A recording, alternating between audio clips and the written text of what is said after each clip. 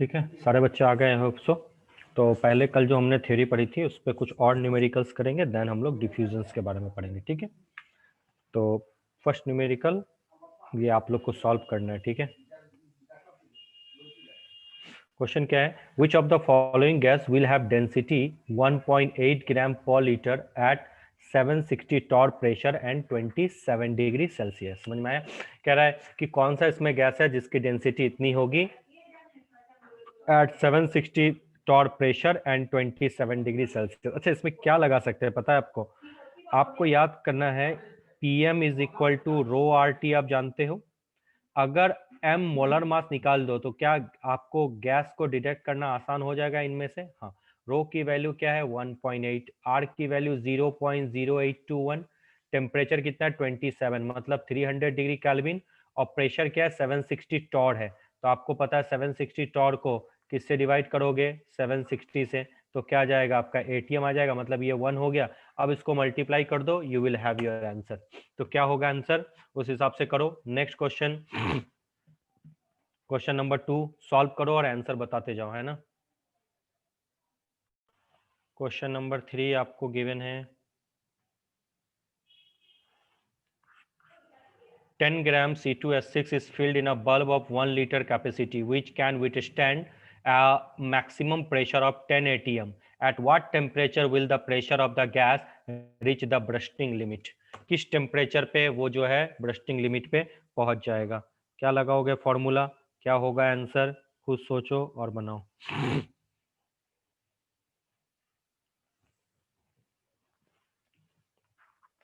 इस क्वेश्चन में आपके क्या गिवन है, जिसको नहीं समझ में आता पहले तो पी लिख दो, 10 एटीएम है। वॉल्यूम क्या गिवन है, 1 लीटर गिवन है। ठीक है, उसके बाद टेम्परेचर तुमको ढूंढना है। नंबर ऑफ मोल्स नहीं पता, 10 ग्राम है। तो गिवन मास अपॉन C2H6 का मोलर मास कितना होता है 24 और 630, यानी n is equal to 1/3। R की वैल्यू सबको पता है 0.0821 लीटर एटीएम पर केल्विन पर मोल।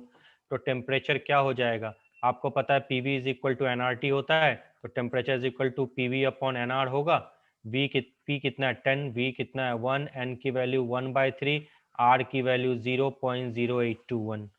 ठीक है, तो क्या इसको हम लोग सॉल्व कर सकते हैं? हाँ बिल्कुल सॉल्व कर सकते हैं। तो जब इसको सॉल्व कर लोगे तो आंसर आपका आ जाएगा 365 के आसपास, सॉरी 365.4 केल्विन। आंसर आपका डिग्री सेल्सियस में दिया हुआ है तो -273 कर दो, तो आंसर आ जाएगा अराउंड 92.4 डिग्री सेल्सियस, यानी सी करेक्ट ऑप्शन है। समझ में आया? क्वेश्चन नंबर 4 बहुत अच्छा क्वेश्चन है। क्वेश्चन नंबर 4 सॉल्व करो।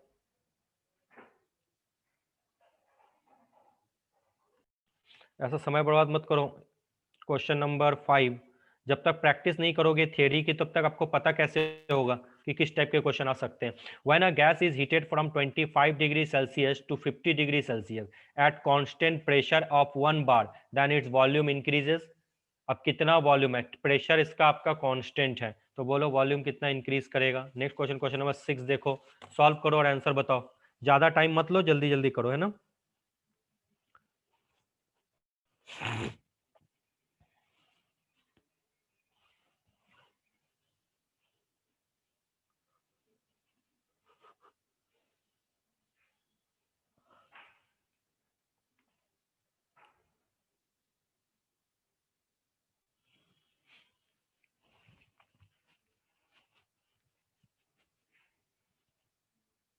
आगे आंसर आयुषी ने कहा है सी। हाँ ठीक है, चलो सब ट्राई करो। बिल्कुल सी ही इसका आंसर है, इसका बिल्कुल सी आंसर है। इसमें फॉर्मूला क्या लगने वाला है, इसमें जो क्वेश्चन नंबर 5 है उसमें फॉर्मूला क्या लगने वाला है, आपको पता है कांस्टेंट प्रेशर है, सिर्फ वॉल्यूम चेंज हो रहा है।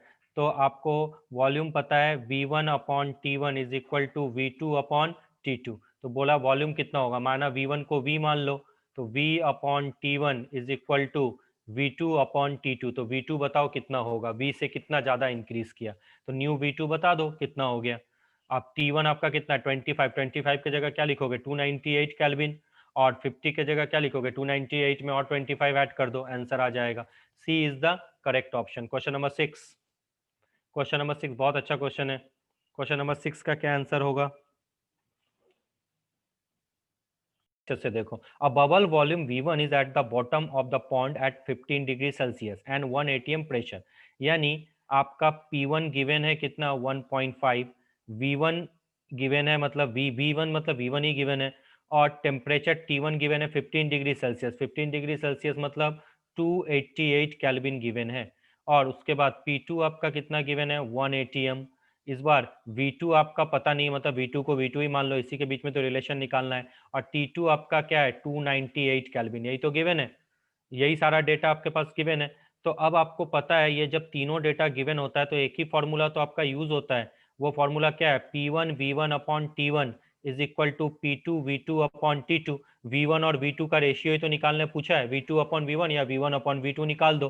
तो दोनों में वैल्यू पुट करके V2 और V1 नहीं निकाल सकते, आंसर आ जाएगा D 1.55। कितना आसान तो है, सारा डेटा गिवन है, वैल्यू पुट कर दो, you will have your answer. ठीक है, चलिए नेक्स्ट आ जाइए। क्वेश्चन नंबर 7 बहुत अच्छा क्वेश्चन है, जल्दी से सॉल्व करो, ज्यादा टाइम मत लो। A mixture of CO and CO2 is found to have density given है एट 30 डिग्री एंड 730 टोर। तो देखो पहली बात तो आप मोलर मास निकाल दो इस केस में, PM is equal to rho R T, M is equal to क्या हो जाएगा rho R T upon P. सारा डेटा सेम में ले लो, पी आपका कितना है 730 टॉड है, इसको एटीएम में चेंज करना कभी मत भूलना, ये लो एटीएम लगा दिया। उसके बाद आपका डेंसिटी कितना गिवन है बच्चों 1.5 ग्राम पर लीटर गिवन है। ठीक है, उसके बाद अब आपके पास क्या टी आर की वैल्यू 0.0821 लीटर एटीएम पर मोल पर केल्विन। उसके बाद टेम्परेचर 330 डिग्री सेल्सियस है, तो 30 डिग्री सेल्सियस मतलब क्या हो जाएगा 303 केल्विन होगा, है ना। चलिए अब m निकाल दो, m निकालने के बाद बाकी का काम आपके हाथ में है, कैसे सॉल्व करते हैं आंसर बताओ। What is the composition of the mixer, कितना परसेंट CO होगा और कितना परसेंट CO2 होगा 67.8। अच्छा, कि कोई बात नहीं, आराम से आप इस क्वेश्चन को बना सकते हो। क्वेश्चन नंबर 8 आ जाइए, बताइए क्या हो जाएगा इसका answer. In a close flask of 5 litre 1 gram of H2 is heated from 300 to 600 Kelvin, which statement is not correct? कौन सा करेक्ट नहीं है, याद करो कल ही मैंने इस क्वेश्चन को बताया था, कल ही मैंने इस क्वेश्चन को बताया था, और ये नीट का क्वेश्चन था, ये नीट में आए हुए क्वेश्चन है।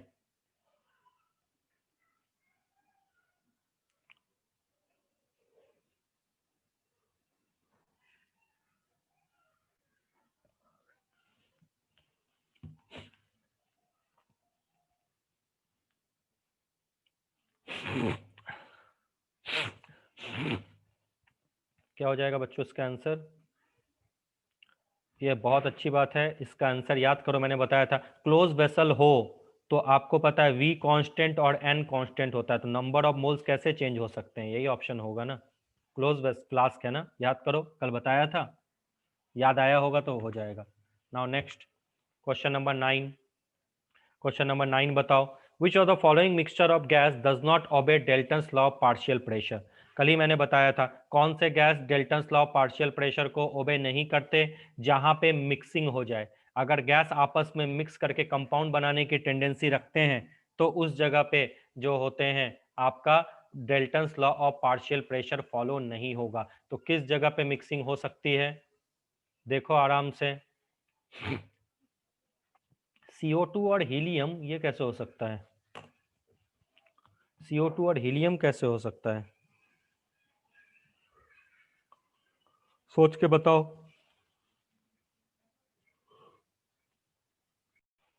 यहां तक आपके कुछ क्वेश्चंस थे, अब हमारा टॉपिक है, याद रखना टॉपिक है आपका डिफ्यूजन एंड इफ्यूजन।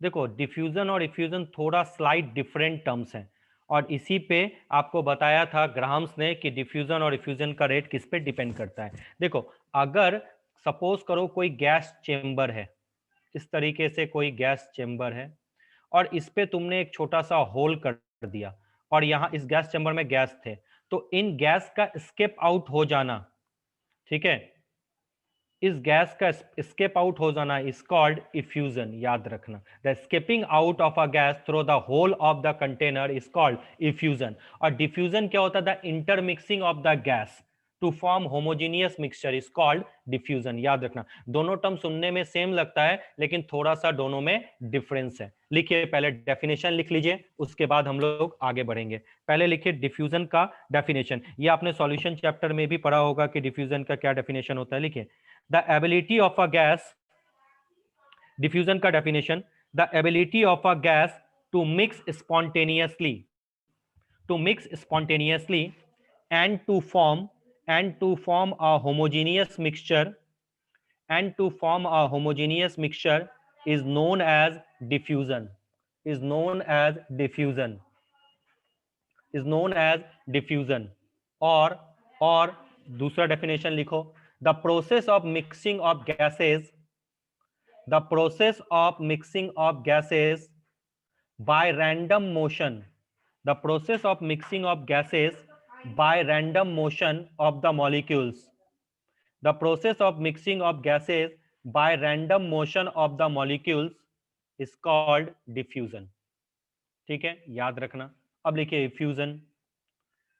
ठीक है, the escaping out of the gas, the escaping, escape मतलब बाहर निकलना, भागना, the escaping out of the gas, the escaping out of a gas under pressure, the escaping out of a gas under pressure through a fine hole, fine, through a fine hole of the container, of the closed container, of the closed container is called, is called, is called effusion. समझ में आया? Intermixing क्या हो गया? Diffusion. और gas का बाहर निकलना क्या हो जाएगा बच्चों? इफ्यूजन होगा। इस चीज को थोड़ा सा ध्यान रखना, दोनों सेम टर्म नहीं है। अगर ये चीज सेम लिख के आ जाओगे तो दिक्कत हो जाएगा। ठीक है, अब ग्राहम्स ने क्या बोला था और इफ्यूजन किस पे डिपेंड करता है? ठीक है, लिखिए, the rate of effusion, star बना के, द रेट ऑफ इफ्यूजन और diffusion, the rate of effusion or diffusion is directly proportional to the, is directly proportional to the instantaneous, instantaneous gas pressure, instantaneous gas pressure, and inversely proportional, and inversely proportional, inversely proportional to the square root of molar mass, inversely proportional to the square root of molar mass. इस चीज को याद रखना। ठीक है, तो इसका जो रिलेशन होगा वो किस तरीके से शो करते हैं याद रखना। वैसे ये पूछते नहीं है, पूछेंगे जो भी बता रहा हूं।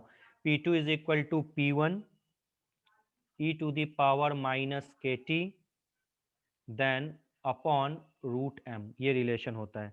इसी को हम लोग इस तरह से भी लिख सकते हैं, ln P1 upon P2 is equal to KT upon root m।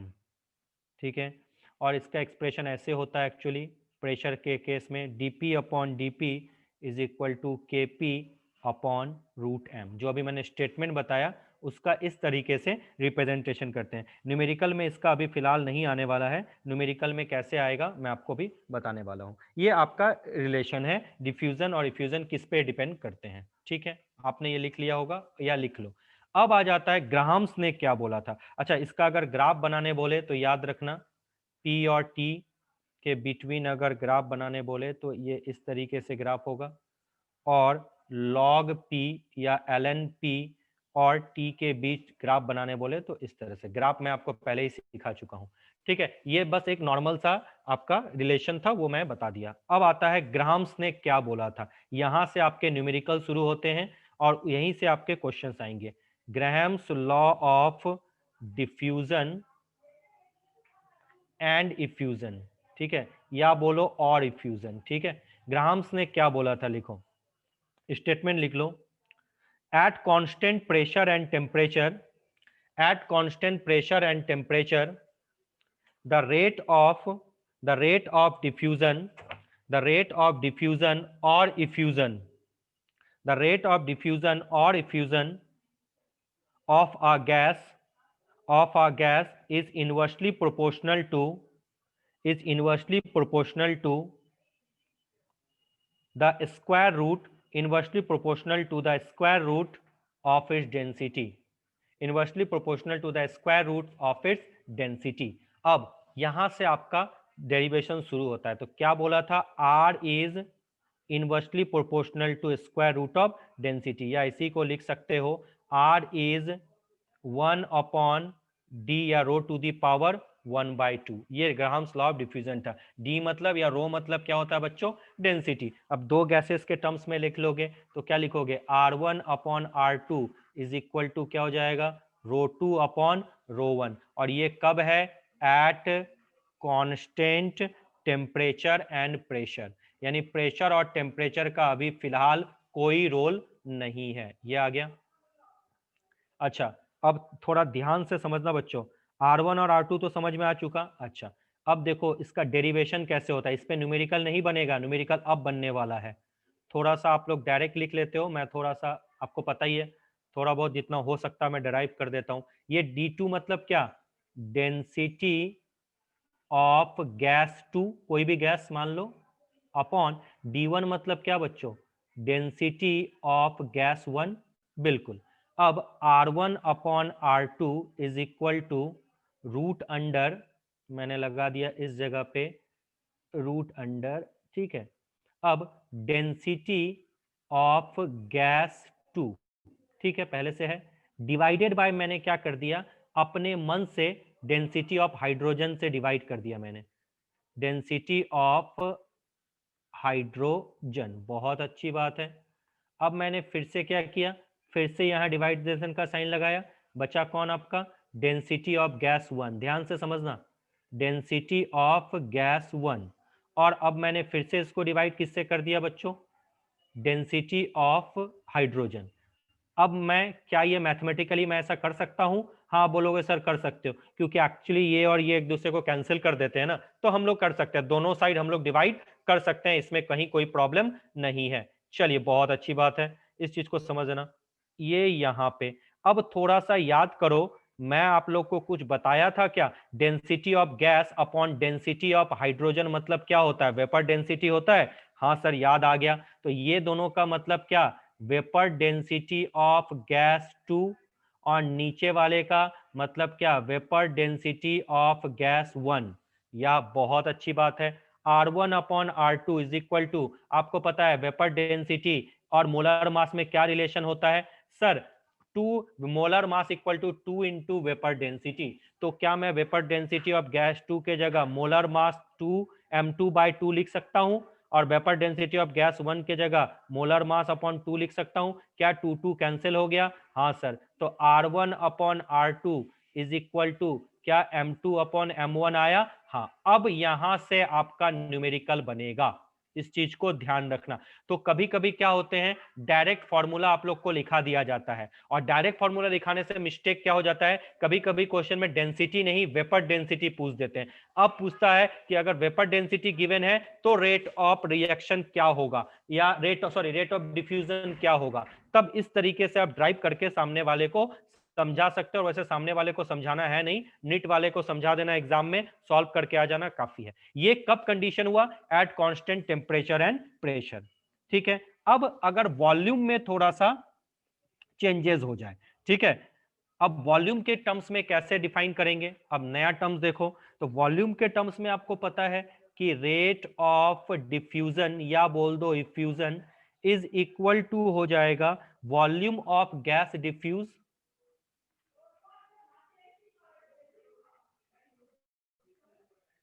Volume of gas diffuse divided by time taken for diffusion. कितना टाइम लगा आपका डिफ्यूजन के लिए, ये चीज याद रखना बच्चों। यानी ये V/T है, कैपिटल T नहीं है। तो अगर थोड़ा सा भी उधर उधर करते हो तो हो जाओगे गलत, समझ में आया। तो गलत ना हो इसलिए मैंने आपको बता दिया। अब अगर R का वैल्यू पूछे तो देखो V/T लिख सकते हो, V मतलब वेलोसिटी नहीं वॉल्यूम। तो अब मैं अगर यहां पे लिखूं R1/R2 तो क्या लिखोगे सर, V1/T1 अपॉन V2/T2, ठीक है, इज इक्वल टू क्या M2/M1 है। यस। तो कभी कभी क्या होता है, सीधा वॉल्यूम के टर्म्स में देते हैं, रेट ऑफ रिएक्शन नहीं देते, तो ये रिलेशन याद रखना। तो क्या लिखोगे, V1T2 upon V2T1 is equal to root under M2 upon M1। ये एक फॉर्मूला याद रखना, ये एक फॉर्मूला याद रखना। अब यहां पे देखो, यहां से खत्म नहीं हुआ, याद रखना। Case 1, if same volume of gases diffuse, यानी अगर वॉल्यूम अगर गैस का सेम है, ठीक है, same volume of two gases, यानी दोनों गैस का वॉल्यूम सेम है, ठीक है, तब क्या होगा देखो। अगर कभी क्वेश्चन में पूछा कि वॉल्यूम ऑफ गैस का सेम है, यानी V1 equal to V2 is equal to क्या हो जाएगा, V के बराबर हो जाएगा। तब क्या होगा, डेरिवेशन याद रखना, क्या ये कैंसिल हो जाएगा, बिल्कुल। तब आप लिखोगे T2 अपॉन T1, यानी R1 upon R2 is equal to T2 upon T1 is equal to root under M2 upon M1, याद रखना। और इक्वल टू अगर डेंसिटी के टर्म्स में भी करो तो R2 अपॉन R1। चीजें जो मैं बता रहा हूं उसको थोड़ा सा ध्यान से याद रखना, क्योंकि क्वेश्चन सिर्फ एक ही तरीके से नहीं आते। अब आप पूछा जाए कि वॉल्यूम अलग अलग है लेकिन इनका डिफ्यूजन टाइम सेम है, सेम टाइम में ये लोग गैस डिफ्यूज करते हैं, ठीक है, यानी इस बार T1 और T2 क्या है, सेम है। यानी केस 2 में आप क्या बोलोगे कि इस बार T1 और T2 यानी सेम टाइम में डिफ्यूज हो रहा है, तब क्या हो जाएगा, तो R1 upon R2 is equal to, तुम लोग क्या लिखोगे, अब ये T और T कैंसिल हो जाएगा, तो बचा क्या, V1 upon V2। Yes, R1 upon R2 is equal to V1 upon V2 is equal to root under M2 upon M1 is equal to root under ρ2 upon ρ1। ये याद रखना, ये आपका दो केसेस के दो अलग अलग फॉर्मूला हो गए। तो क्वेश्चन में जिस तरह से पूछा जाए उसके अकॉर्डिंग आपको आंसर करना है।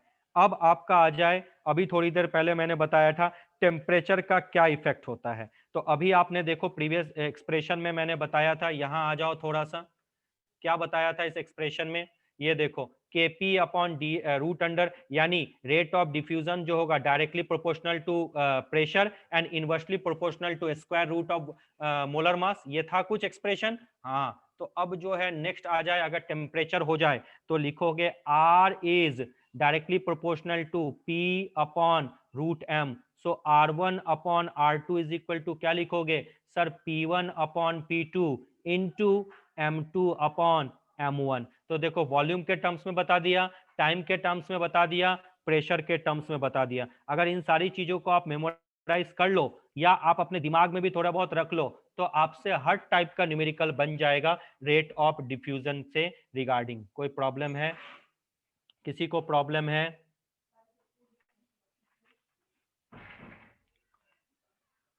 अरे किसी को प्रॉब्लम है? चलिए इसका, इस गैस का लिमिटेशन लिख दीजिए, ये जो लॉ है इसका लिमिटेशन एक बार लिख लो, इसका जो है आप लिमिटेशन लिख लो। देखिए, the law of diffusion and effusion are applicable only when the law of diffusion और effusion are applicable only when the pressure difference is very low, only when the pressure difference is very low.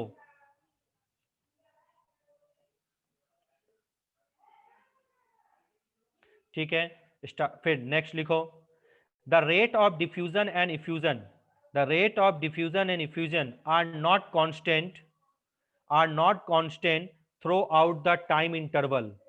The rate of diffusion and effusion are not constant throughout the time interval, but but these rates but these rates may be assumed constant, but these rate may be assumed constant for a small time interval, for a small time interval।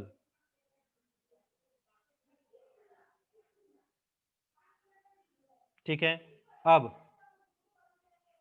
Star बना के कुछ लिखो। Rate of diffusion और effusion को कैसे हम लोग एक टर्म्स में समझ सकते हैं, स्टार बना के लिखिए VVI। देखिए, rate of diffusion is equal to, rate of diffusion is equal to distance travelled by gas, rate of diffusion is equal to distance traveled by gas per unit time, per unit time through a tube, through a tube of uniform cross section, through a tube of uniform cross section। क्या बोला कि rate of diffusion is equal to हम लोग direct d bye t लिख सकते हैं। d मतलब distance travel per unit time, लिख लो। Next, the next, number of moles effusing per unit time is also called rate of diffusion. क्या बोला मैंने? Number of moles effusing per unit time is also called rate of diffusion. यानी R is equal to क्या लिखोगे? Number of moles effusing, effusing मतलब container से बाहर निकलना, अपॉन टाइम। याद रखना, ये भी एक डेफिनेशन हो गया रेट ऑफ, यानी मैं लिंक कर रहा हूं कि आखिर इसको साथ साथ क्यों पढ़ते हैं, तो इसीलिए पढ़ते हैं, ध्यान रखना। Next, decrease in pressure of a cylinder, decrease in pressure of a cylinder per unit time, per unit time is also called rate of diffusion of gas। अगर रेट ऑफ डिफ्यूजन का दूसरा डिफ्यूजन का बता दिया, अब rate of diffusion का दूसरा definition पूछे तो क्या बोलोगे? Decrease in pressure of a cylinder per unit time is called rate of diffusion of gas. आ गया समझ में? सारा फॉर्मूला सबको समझ में आ गया? अब इस फॉर्मूला पे सबसे ज्यादा नेट पे क्वेश्चन पूछे जाते हैं हर बार। अगर आप सब चीज को भूल के खाली यही फॉर्मूला पे आप चले जाओ तो करीब करीब 80% प्रोबेबिलिटी होती है कि क्वेश्चन अगर इस आना होगा तो इसी टॉपिक से आपके आ जाते हैं। तो इसलिए आपको घबराने की कोई जरूरत नहीं है। यहां तक अगर किसी को डाउट है तो वो पूछ सकता है, अगर डाउट नहीं है तो फिर आप क्वेश्चन बनाना स्टार्ट करो। चलिए, क्वेश्चन क्या है देखो, थोड़ा वेट करो। तो ठीक है, क्या है? The gas with molecular formula CnH2n+2 diffuse through a porous plug at a rate of 1/6 of the rate of diffusion of hydrogen gas. अच्छा, हाइड्रोजन गैस का वही सेम फार्मूला लगाना है, द फार्मूला ऑफ द, यानी molar mass निकाल दो। Hydrogen का क्या होता है? 2 ग्राम होता है, तो आप सीधा क्या लगाओगे? सीधा सीधा यहाँ फॉर्मूला, सीधा सीधा R1/R2 is equal to M2/M1 लगाओगे। बिल्कुल। अब R1 और R2 is equal to R1/6 लिख दो, और M2 के जगह M2 रहने दो, M1 के जगह 2 लगाओ। अब क्या इसको सॉल्व कर सकते हो? जब इसको सॉल्व करोगे तो M2 क्या आ जाएगा आपका? 72 आ जाएगा। जब M2 आपका 72 आ जाए तो बोलो किसका मोलर मॉलिक्यूलर फार्मूला 72 होता है? पुट करके देखो, आई थिंक सी ऑप्शन होना चाहिए, आई थिंक सी ऑप्शन होना चाहिए। चलो, अब rate of diffusion of hydrogen and deuterium. अच्छा, ड्यूटेरियम का मोलर मास जानते हो ना बच्चों क्या होता है? ड्यूटेरियम का मोलर मास 4 होता है, याद रखना। तो R1/R2 is equal to √M2/M1, यानी M2 के जगह क्या लगाओगे? 4, और M1 के जगह क्या लगाओगे? 2। 4/2 क्या हो जाएगा? 2, यानी जो आंसर हो जाएगा वो हो जाएगा बी ऑप्शन, √2/1। क्या तुम लोग को भी बी ऑप्शन आया था क्या? हाँ, बहुत अच्छी बात है, बहुत अच्छा, गुड गुड डिंपल। तो अगर इस टाइप के रेट ऑफ डिफ्यूजन से क्वेश्चन आ जाए तो you can solve maximum number of question, और ऐसे धीरे धीरे इन क्वेश्चनों को सॉल्व करते जाओ, आपका काम अच्छे तरीके से हो जाएगा। तो कल जो हम लोग हैं, आज यहाँ तक ही पढ़ेंगे, कल इस पे थोड़ा और अच्छे क्वेश्चन करेंगे। और हम लोग कल पढ़ने वाले हैं केटीजी, जो इस टॉपिक, इस चैप्टर का हार्ट है। और केटीजी जैसे हम लोग पढ़ लेंगे तो उसमें वंडरवाल इक्वेशन और मॉलिक्यूलर स्पीड। तो कल की क्लास थोड़ी ज्यादा इंपॉर्टेंट होगी क्योंकि केटीजी में डेरिवेशन होता है, तो उसको अगर अच्छे से समझ लोगे तो आपके लिए चीजें और आसान हो जाएगी। अब आज आपको पता है 7:30 आपको ज्वाइन होना है। 7:30 को ऑर्गेनिक नेम रिएक्शन में पढ़ाऊंगा, ठीक है? तो 7:30 से 8 o'clock, मतलब आप सोचो 15-15 मिनट्स का मैं कोशिश करूंगा 2 ऑर्गेनिक रिएक्शन रोज पढ़ाऊं। क्लियर? अच्छा, पहले ये बताओ सबसे ज्यादा मार्क्स किसके आए हैं इस बार? इस बार सबसे ज्यादा मार्क्स किसके आए हैं? और झलक के। झलक के आए हैं क्या? अच्छा, उसके बाद झलक के बाद कितने आए? झलक के मार्क्स इस बार मैंने चेक नहीं किया मार्क्स।